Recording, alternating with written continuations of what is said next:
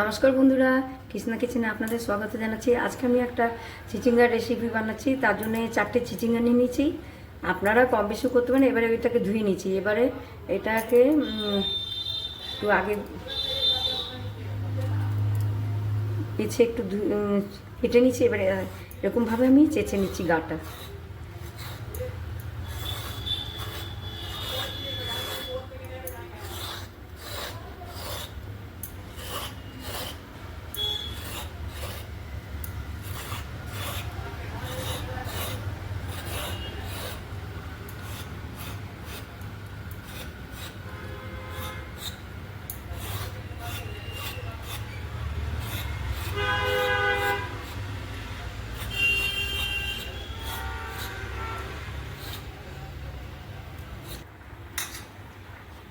চিচিঙ্গাগুলো আমি ছুলে নিয়েছি। এবার আমি এগুলোকে কাটছি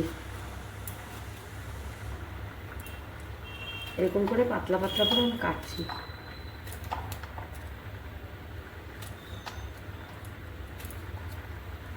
এই যে বন্ধুরা, আমার চিচিঙ্গাগুলো সব আমি কেটে নিয়েছি।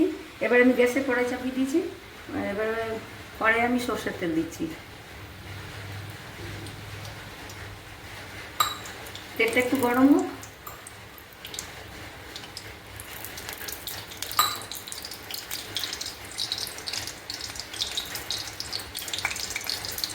দুটো শুকনো লঙ্কা দিয়ে দিলাম, একটা তেজপাতা দিয়ে দিলাম,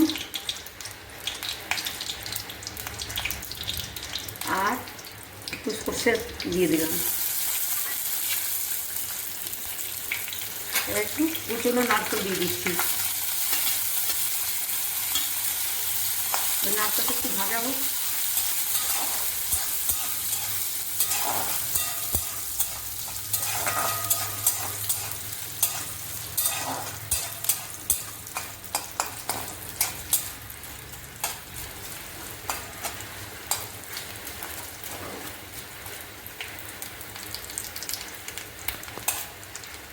ওটা ভাজা হচ্ছে। এবার আমি চিচিঙ্গাগুলো দিয়ে দিচ্ছি।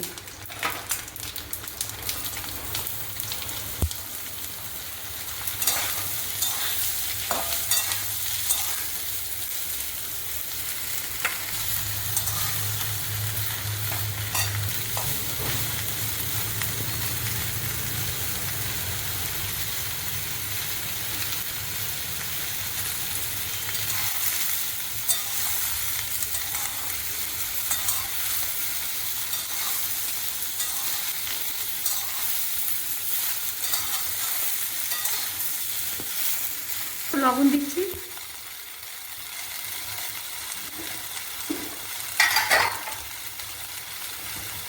হলুদের গুঁড়ো দিচ্ছি,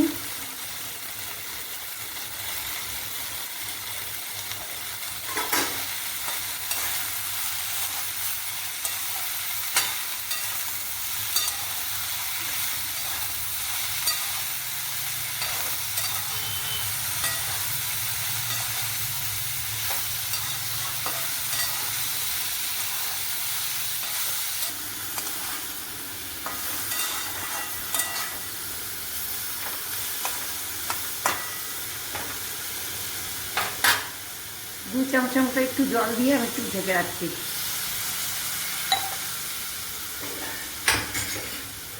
একটু ঢেকে রাখলাম। 4-5 মিনিট পর আমি আবার দেখাবো। এই বন্ধুরা, আমি একটু জল দিয়েছিলাম, দিয়ে 4-5 মিনিট ঢাকা রেখেছিলাম। আধা চামচ আদা গ্রেট করে দিলাম, আদা চামচ